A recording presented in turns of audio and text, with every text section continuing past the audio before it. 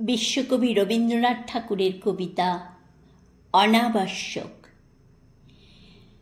কাশের বনে শূন্য নদীর তীরে আমি এসে শুধাই তারে ডেকে, একলা পথে কে তুমি যাও ধীরে, আঁচল আড়ে প্রদীপ খানি ঢেকে। আমার ঘরে হয়নি আলো জ্বালা, দেউটি তব হেথায় রাখো বালা। গধূলিতে দুটি নয়ন কালো ক্ষণিক তরে আমার মুখে তুলে সে কহিল, ভাসিয়ে দেব আলো।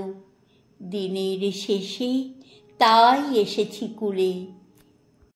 চেয়ে দেখি দাঁড়িয়ে কাশের বনে, প্রদীপ ভেসে গেল অকারণে।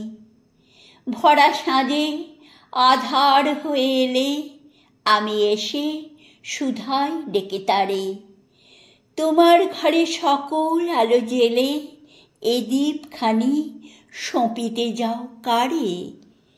আমার ঘরে হয়নি আলো জ্বালা, দেউটি তব হেথায় রাখো বালা। আমার মুখে দুটি নয়ন কালো ক্ষণিক তরে রইল চেয়ে ভুলে। সে কহিল, আমার এ যে আলো আকাশ প্রদীপ শূন্যে দেব তুলে। চেয়ে দেখি শূন্য গগন কোণে প্রদীপ খানি জ্বলে অকারণে। অমাবস্যা আধার দুই প্রহরে শুধাই আমি তাহার কাছে গিয়ে, ওগো তুমি চলেছ কার তরে প্রদীপ খানি বুকের কাছে নিয়ে। আমার ঘরে হয়নি আলো জ্বালা, দেউটি তব হেথায় রাখো বালা। অন্ধকারে দুটি নয়ন কালো ক্ষণিক মোড়ে দেখলে চেয়ে তবে। সে কহিল, এনেছি এই আলো দীপালিতে সাজিয়ে দিতে হবে।